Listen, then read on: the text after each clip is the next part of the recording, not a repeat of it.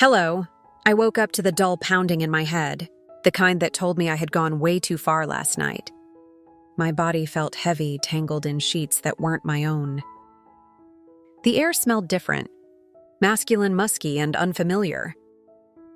Panic started rising in my chest before my brain even fully caught up. I blinked against the harsh morning light, my eyes adjusting to a room that was definitely not mine. And then I saw him number no. No. My breath hitched as my gaze landed on the broad, sleeping figure beside me. His face was turned away, but I knew that body. The strong shoulders, the faint scar on his arm. The way his chest rose and fell in slow.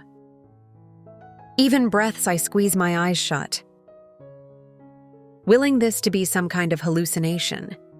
Maybe the headache was messing with me. Maybe this wasn't happening. But when I opened my eyes again, the truth was still there, staring me down like a cruel joke. I was in bed with Ethan, my husband's best friend. Memories from last night rushed in like a flood. Flashes of laughter, clinking glasses. The warmth of Ethan's hand on my waist as he steadied me. When I nearly tripped, the way his eyes had lingered on mine. Something unspoken passing between us. I felt sick. I bolted upright, clutching the sheet to my chest. My heart was racing, my stomach twisting itself into knots. This wasn't just a mistake. This was a catastrophe because my husband, Jake, my loving, trusting, incredible husband, had no idea. And neither did Ethan's fiancée. It had started so innocently. Jake had been the one to suggest we all go out, celebrating Ethan's recent promotion. Just a small gathering, me, Jake, Ethan and his fiancée, Laura. I had dressed up wanting to look good for Jake. Lately, things between us had been distant. Not bad exactly, but not the way they used to be. He worked late, came home exhausted, and when we did have time together, it felt like we were just going through the motions. So last night I had wanted to remind him that I was still here, that I still wanted him. But as the night went on, I found myself laughing more with Ethan than with my own husband. Jake had been distracted, glued to his phone, caught up in work even when we were supposed to be having fun. Laura had excused herself early, saying she wasn't feeling well. That left Ethan and me, two people who had known each other for years, who had always been close, but never like this. We had ordered another round and another.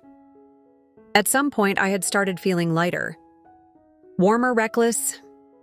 I remembered Ethan leaning in, his voice low.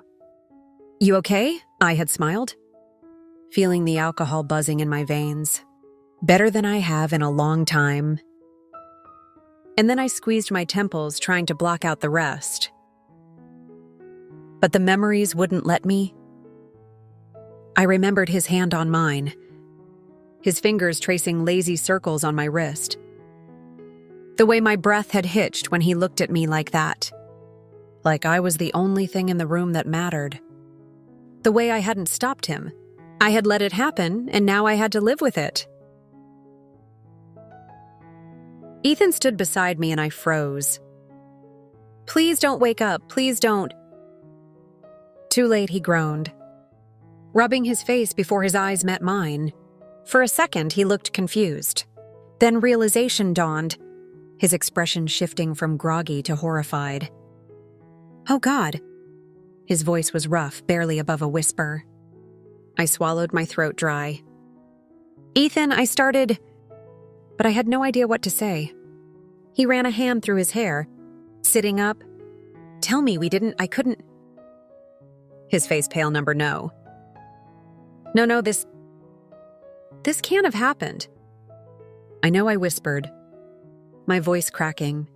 We stared at each other, the weight of our mistake pressing down like a physical force. "I don't remember everything," he admitted, his jaw tight. "But I remember enough," I nodded. "Me too." Silence stretched between us, thick and suffocating, and then reality hit me like a freight train. Jake, I had to go home.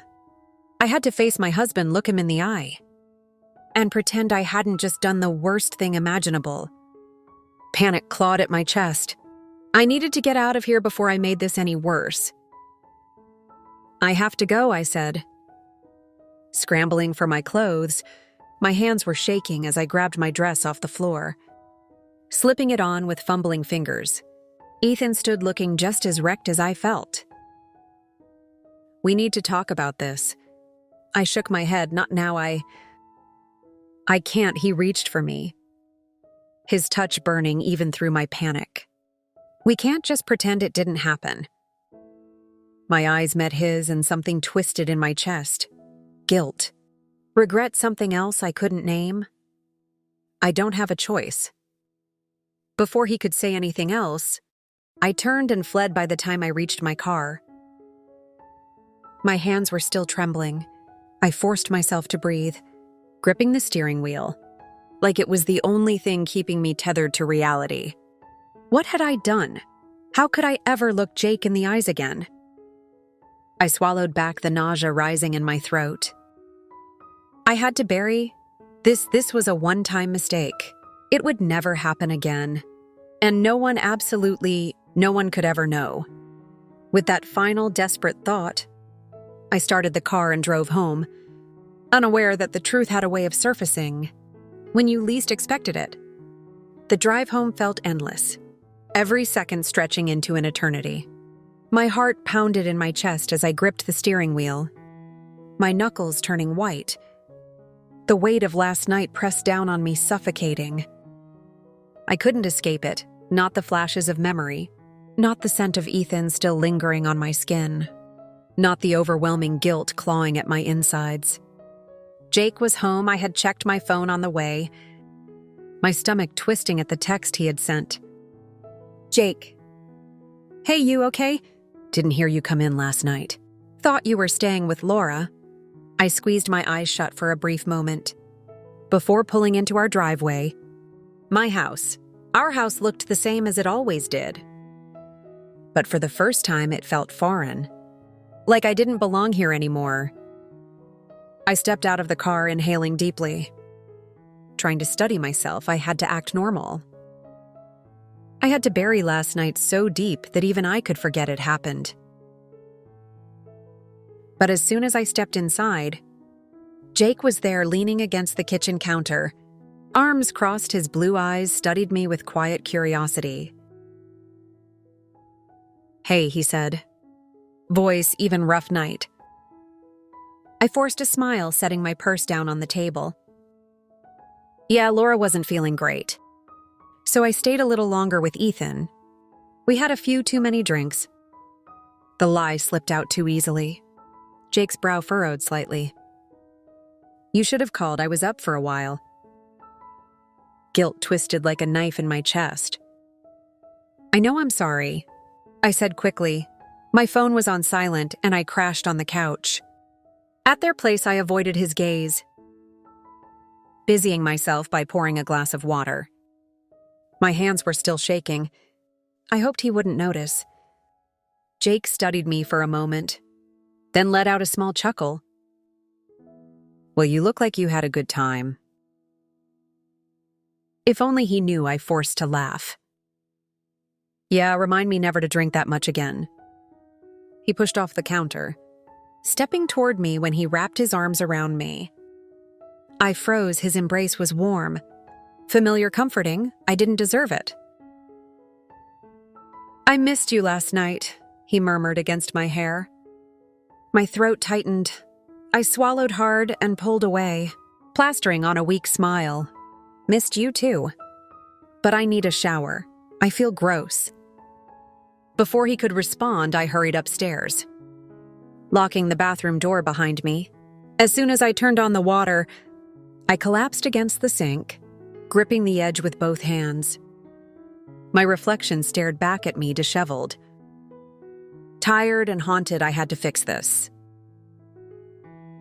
I had to be the wife Jake deserved. After my shower, I went about my day like nothing had happened. I made breakfast, laughed at Jake's jokes, pretended everything was fine. But then my phone buzzed a text from Ethan. "Ethan, we need to talk." Panic flared in my chest. No. We needed to forget. I quickly typed a response. "Me, there's nothing to talk about." It was a mistake. We move on. The 3 dots appeared, then disappeared seconds later. Another message, Ethan. "I don't think I can just move on." My hands trembled as I stared at the words. This wasn't supposed to happen. We were supposed to pretend it never happened, not drag it out. Another message came through before I could respond. "Ethan, I remember more than I thought I did." A chill ran down my spine. I didn't respond. I couldn't. Instead, I deleted the conversation, set my phone down, and forced myself to breathe. This would go away. It had to. The next few days were torture. Ethan and I avoided each other like the plague. Whenever we were in the same room, neither of us could meet the other's eyes. But avoidance wasn't enough because Jake noticed. At first, it was little things. "You and Ethan aren't talking much," he remarked one evening as we sat on the couch. I forced a shrug, just busy. Jake studied me for a moment. "He called me today, asked how you were." I stiffened. "Oh, yeah." Jake said, frowning slightly. "Said you seemed off, asked if everything was okay." My stomach dropped. What was Ethan doing? "I'm fine," I said quickly.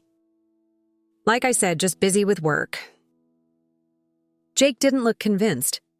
"If there's something wrong, you tell me right." The guilt was unbearable. I reached for his hand, squeezing it gently. "Of course."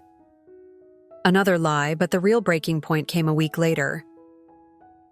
"I was at the grocery store when I felt someone step up beside me, Ethan." I tensed, gripping the shopping cart. "What are you doing?" I whispered. "We need to talk," he said. His voice low but firm. I glanced around, paranoid that someone might see us. "Not here." He nodded toward the back of the store where it was less crowded. Reluctantly, I followed. The moment we were out of earshot, Ethan turned to face me, looking tense. I tried to let it go, I really did. But I can't just pretend nothing happened. I inhaled sharply. "We have to for both our sakes." He shook his head. "It's not that simple." I clenched my jaw. "It has to be." I love Jake. Ethan's expression darkened. "Do you?" I froze. What? He took a step closer. "Because if you did, it wouldn't have happened." My breath caught in my throat. This was spiraling out of control. "Ethan, please," I whispered. "This has to stay between us." For a long moment, he just stared at me as if searching for something in my expression. Then he exhaled, rubbing a hand over his face. "I don't know if I can do that." Panic surged through me. "You have to..." Before he could say anything else, my phone buzzed in my pocket. Jake, a shiver ran down my spine as I hesitated before answering. "Hey," I said, forcing my voice to sound normal. Jake's voice was tight. "Where are you?" I frowned. "Grocery store." "Why silence?" Then I just got a call from Laura. My blood ran cold. She said Ethan's been acting weird. "And she thinks it has something to do with you." My stomach dropped. Jake's voice was calm, but I could hear the edge to it. "Is there something you need to tell me?" My heart pounded violently against my ribs. This was it, the moment I had been dreading. I swallowed hard, gripping the phone like it was the only thing keeping me upright. What do I say? What do I do? Jake's words echoed in my mind, sending a cold shiver down my spine. "Is there something you need to tell me?" I felt Ethan's presence beside me, his tense breathing only making my anxiety worse.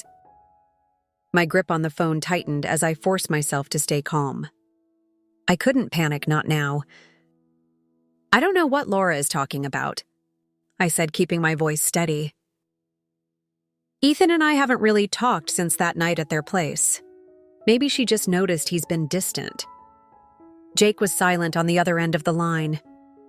I could picture him, brows furrowed, jaw clenched, trying to piece things together. Then finally he sighed. I don't know. It just feels weird. Maybe I'm overthinking it. Relief flooded through me. You are, I said quickly, trying to inject a bit of lightness into my tone. I promise everything's fine. All right, Jake murmured. I'll see you when you get home. I hung up and exhaled shakily. My heart still hammering, Ethan was watching me closely. That was close, he muttered. I turned to him, my stomach twisting. This can't happen again. Whatever you're feeling, whatever you're thinking, we have to let it go. He ran a hand through his hair, frustration evident in his face. You think I don't know that? Then act like it, I snapped, keeping my voice low because if Jake finds out, everything falls apart. Ethan hesitated, his jaw tightening. Then without another word, he turned and walked away. I let out a shaky breath and forced myself to finish shopping. Even though my mind was spinning, this was dangerous, too dangerous. And I wasn't sure if I could keep it together much longer. That night, Jake was quieter than usual. We ate dinner in near silence, the only sound coming from the clinking of silverware. I could feel his eyes on me every now and then, studying me, searching for something. It made my skin crawl. I tried to act normal, talking about work, asking about his day. But he barely responded finally. As I was loading the dishwasher, he spoke, "Are you sure everything is okay?" My hands froze on the plate I was holding. I forced a small laugh, glancing at him over my shoulder. Why wouldn't it be? Jake leaned against the counter, crossing his arms. I don't know. You just seem off, and Ethan's acting strange too. Panic bubbled up inside me, but I kept my expression neutral. Maybe Laura and Ethan are going through something. You know how relationships are. Jake studied me for a long moment. Yeah, I do. There was something in his tone that made my stomach twist. I forced myself to finish loading the dishwasher, keeping my movements casual. I think I'm just tired. I'll head to bed early. Jake didn't argue, but I could tell he wasn't convinced. And that terrified me. The next few days were unbearable. Jake wasn't acting like himself. He was watching me more, asking subtle questions that made my pulse race. And then it happened. I came home from work one evening, exhausted and mentally drained, only to find Jake sitting in the living room, his laptop open on the coffee table. The second I walked in, I knew something was wrong. Hey, I greeted cautiously, setting my purse down. What's up? Jake didn't answer right away. He just stared at me. Then he turned the laptop around. My breath caught in my throat. It was a picture? A picture of me and Ethan outside the grocery store talking too close. Laura sent me this, Jake said quietly. She was worried, said Ethan's been distracted lately. And then she saw you too. I felt like the ground had been ripped out from under me. Stay calm, think. Jake, I started forcing a laugh. It's not what it looks like. Ethan just wanted to talk about Laura. He's been stressed, and don't lie to me. Jake cut in, his voice sharp. I know you, and I know when you're hiding something. My throat tightened. I'm not hiding anything. He clenched his jaw. Then tell me the truth right now. My heart pounded violently. This was it, the moment everything could fall apart. I had two choices: keep lying and risk everything getting worse, or confess and lose everything I had. I swallowed hard, my pulse thundering in my ears. And then I made my decision. The weight of Jake's stare pressed down on me, suffocating. His words hung in the air, sharp, unforgiving. Then tell me the truth right now. I could feel my body trembling, my mind racing for a way out. But no matter what I said, no matter how well I crafted my words, Jake wouldn't believe me not anymore. I took a shaky breath, forcing myself to meet his gaze.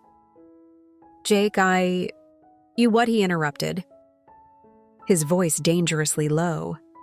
You lied, you betrayed me. I opened my mouth, but nothing came out because he was right. And I had no excuse.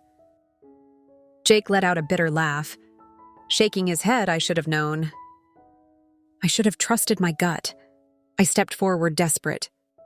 Jake, please let me explain.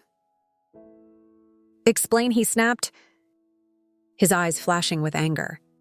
What is there to explain, huh? That you and Ethan decided to destroy everything we built. Tears burned at my eyes. It wasn't like that. I never meant for this to happen. Jake scoffed. Oh, you never meant for it to happen. That makes it so much better. I reached for him, but he took a step back. That hurt more than his words. How long, he demanded? How long have you been sneaking around behind my back? I hesitated, and that was enough of an answer. Jake let out a slow exhale, his hands shaking as he ran them over his face. I don't even know who you are anymore. Tears slipped down my cheeks. Jake, I love you. He laughed, a cold, hollow sound. No, you don't, because if you did, you wouldn't have done this. It was a mistake, I pleaded.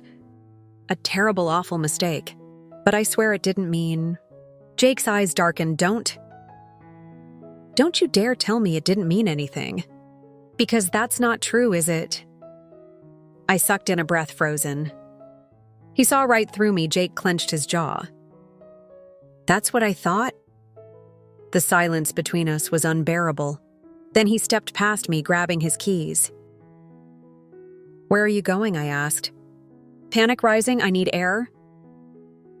He muttered, Jake, please. But he was already out the door.